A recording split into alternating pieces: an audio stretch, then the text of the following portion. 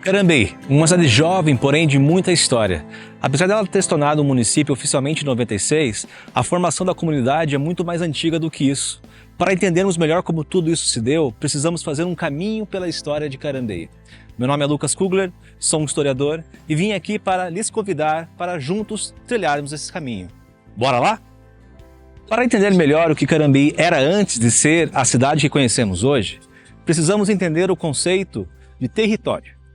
Entendemos que o território é um espaço, um lugar onde o ser humano se apropria, desenvolve e floresce a sua comunidade e o seu jeito de viver. Carambeí recebeu influências de diversas culturas. Então, por onde começamos? Quando Carambeí começa a ser Carambeí? Vamos lá? Carambeí faz parte dos Campos Gerais, que é uma região fitogeográfica natural que possui campos limpos, matas, galerias e capões isolados, onde notamos a presença da árvore símbolo do Paraná, a araucária. O ciclo do tropeirismo deixou uma grande influência na cultura e no costume dos municípios que fazem parte dos Campos Gerais, incluindo Carambeí. No entanto, sabemos que os tropeiros não foram os primeiros habitantes dessa região. Essa história ela é muito mais antiga. Então, quem foram os primeiros humanos a habitar os Campos Gerais? Os primeiros habitantes dos Campos Gerais foram os povos originários, ou seja, os indígenas. Aqui, nos Campos Gerais, também houveram outras tradições, como a Itararé-Taquara, de agricultores ceramistas de 4.000 anos atrás e que estão relacionados com a família linguística G. Estes costumavam construir estruturas subterrâneas, conhecidas como buraco de bugres, pelos tropeiros. Mais tarde, essas estruturas tinham funções de armazenamento de alimentos, sepultamento e até mesmo a habitação.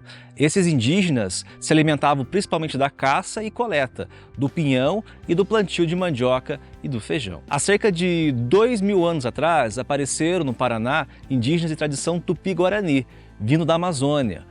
São os ancestrais dos tupis e dos guaranis. Estes eram agricultores e plantavam especificamente a mandioca e o milho. Viajantes europeus do século XIX e alguns documentos até mesmo do século XVI e XVII citam a presença de aldeias guaranis ao longo dos Campos Gerais. A passagem de seres humanos por essa região foi sempre constante.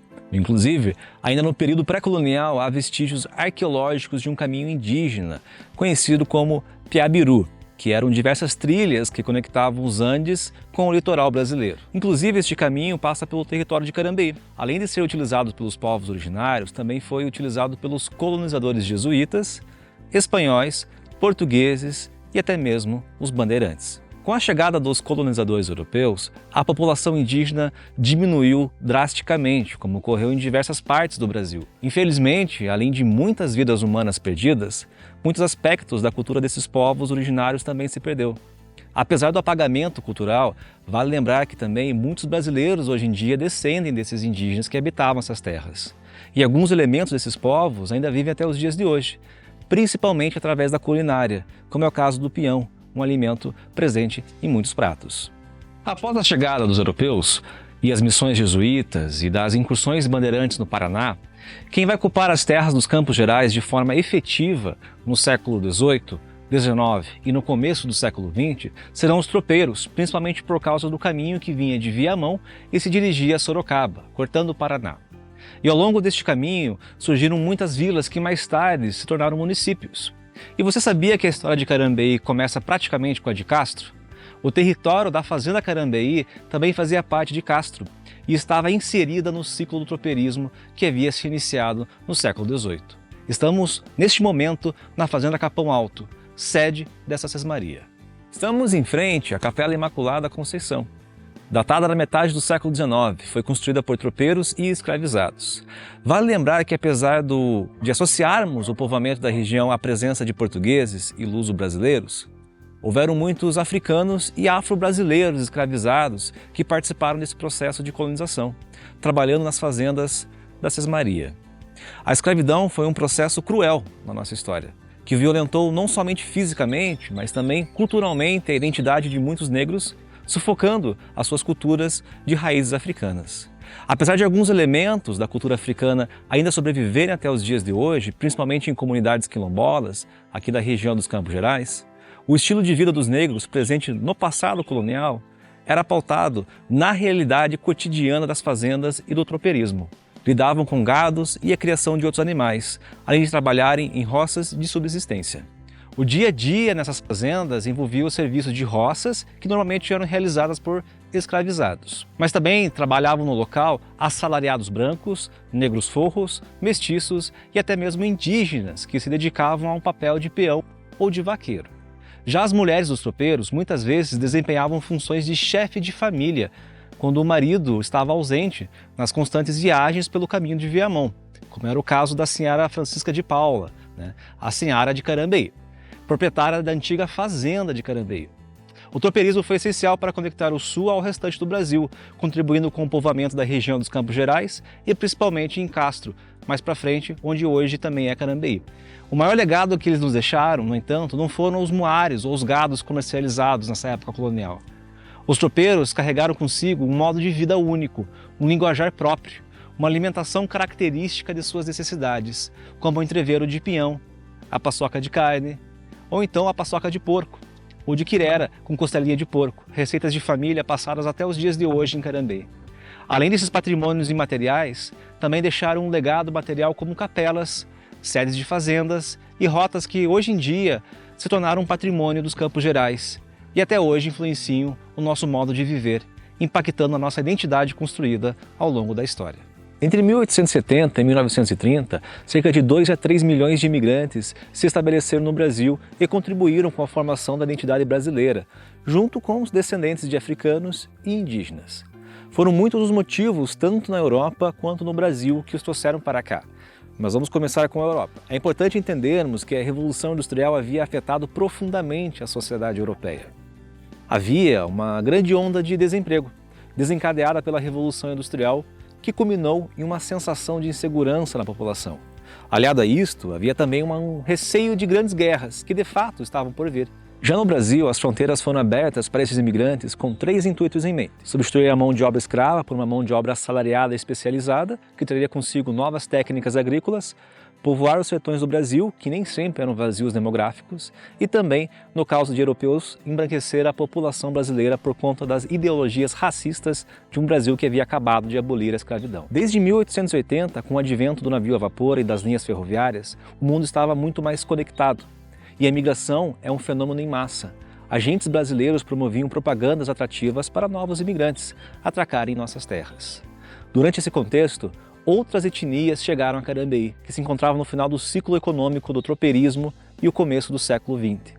E é aqui onde veremos famílias de origem alemã, italiana, holandesa, polonesa, indo-holandesas, entre outras, contribuindo com a formação de Carambeí. Quando os holandeses se estabeleceram em Carambeí, muitos deles encontraram uma certa comunhão com os alemães que já estavam nos Campos Gerais, principalmente em Ponta Grossa e aqui, em Castro. Muitos alemães eram de fé protestante luterana, e isso fez com que os pastores dessa comunidade pregassem a palavra em Carambeí de vez em quando, até a comunidade holandesa estabelecer a primeira igreja protestante na década de 30, lá na colônia. Meu sogro veio de Alemanha direto aqui para Carambeí, que aqui tinha holandês e assim, daí ele veio direto aqui. E ele lá era o filho mais velho que dava chácara e tudo. E ele teve na guerra com 16 anos, no meio da França e Alemanha. E daí ele voltou da guerra. E daí ele resolveu vir para o Brasil, porque ele não tinha na Alemanha nada a fazer. Daí ele veio aqui para o Brasil. E quando ele veio aqui para o Brasil, achou muito bonito o Brasil e nunca teve saudade de volta para a Alemanha e nunca foi. Ele veio lá embaixo no Lehnloss, que se chamava, e daí ele conheceu o povo aqui, daí ele foi já trabalhar no Leonardo de Goethe, que é o avô do Renato, né? E daí ele tirava leite lá e depois ele começou mesmo a leiteria dele mesmo. E a casa dele, eles chamavam sempre, como se chamava a casa? Sorgenfrei. A casa Sorgenfrei. E eles chegavam sempre lá embaixo no veio Lehnloss, era a mercearia, ou Eu não sei se era mercearia ou como se chamava.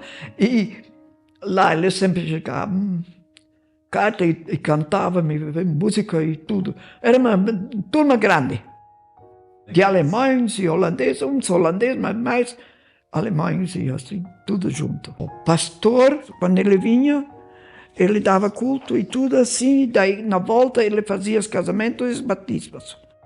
E os holandeses aqui, os primeiros sempre foram os pastores alemães de casta que deram culto. Daí meu sogro foi dos 6 cooperados, ele foi um junto, que abriram outra vez a cooperativa, em 1932. Eu, no meu coração, assim, no peito e tudo, sou bem brasileira, 100%. Outros imigrantes que já haviam se estabelecido em Carambeí, inclusive antes mesmo dos holandeses, eram os italianos. Após as sequelas deixadas pelas guerras napoleônicas e a unificação na Itália, muitas famílias buscaram uma oportunidade de vida melhor em terras distantes como o Brasil. A presença italiana sempre foi expressiva nesse contexto histórico das grandes migrações. Muitas famílias chegaram em Carambeí na região do Cantanduvas, lá no começo do século XX. Essas famílias marcaram a presença na indústria madeireira, cultivo de uva e produção de vinho. Deixaram na comunidade local um forte legado gastronômico, como a polenta e a presença do macarrão caseiro. Eu cresci ouvindo as histórias dos meus avós, que eles vieram da Itália, da região sul da Itália, Calábria mais precisamente. Eram camponeses lá, vieram e se instalaram nas regiões aos arredores até chegar aqui. E o que me marca aqui é a casa do meu avô. A gente cresceu brincando aqui no parreiral que ainda é cultivado, tem a jabuticabeira centenária, os arvoredos, enfim, que tem na casa do meu avô até hoje são preservados. Eu cresci em torno de tudo isso aqui, com as comidas que minha avó fazia, que eram as polentas, as massas, as pizzas, as festas que tinha aqui na época, que era festa da igreja, mas tinha a capela ali, em frente à capela tinha o salão de festa. O meu bisavô, que veio de Mantova, da Itália também, ele era colono lá, né? Ele veio e começou a cultivar parreirais de uva. E ele mesmo fabricava o próprio vinho. Ele fabricava o vinho, eles amassavam a uva juntamente com os filhos, aí ele vendia o vinho, mas também ele gostava muito de vinho, ele tomava o vinho também. Então são histórias assim que estão vivas na minha memória até hoje. Além dos italianos e alemães, famílias imigrantes de outras origens étnicas também vieram para Carambeí, como portugueses, indo-holandeses e poloneses. A presença desses imigrantes tornaram Carambeí uma comunidade plural. No entanto, é somente através da imigração holandesa que a colônia Carambeí, de fato, irá dar início. Atraídos pela política da imigração do Brasil, lá no começo do século XX, muitos vieram se estabelecer em Irati, na colônia de Gonçalves Júnior. Infelizmente, a experiência daquela colônia não foi positiva e muitos retornaram para a Holanda. No entanto, algumas famílias holandesas aceitaram a oportunidade de trabalhar em Carambeí, no abastecimento da linha férrea que estava sendo construída pela Brazil Railway Company. Essa iniciativa de caráter privado, em 1911, lança então formalmente a colônia de holandeses que se tornou responsável pela criação da primeira cooperativa de produção do Brasil. A Sociedade Cooperativa Holandesa de Laticínios, fundada no começo do século XX, se torna oficialmente, na década de 40, a Cooperativa Mista Batavo, que desencadeia em um aumento de escala de produção e de uma constante industrialização em Carambeí. Esse crescimento, nas décadas posteriores, principalmente na década de 70, possibilitou um crescimento urbanista na região. Trabalhadores brasileiros de várias regiões dos Campos Gerais se estabelecem em Carambeí para trabalhar na cooperativa. A comunidade cresce e a sua pluralidade também. Nesse sentido, a cooperativa foi fundamental como um pilar econômico e também social para Carambeí. Não é à toa que essa economia sustentável da comunidade possibilitou buscar a sua emancipação política de Castro, se tornando então oficialmente um município. E assim, encerramos nosso passeio pela história de Carambeí. Como podemos ver, ela é extensa e diversa, premiada por muitos rostos e famílias que construíram uma rica comunidade composta de trabalhadores e de diversas culturas.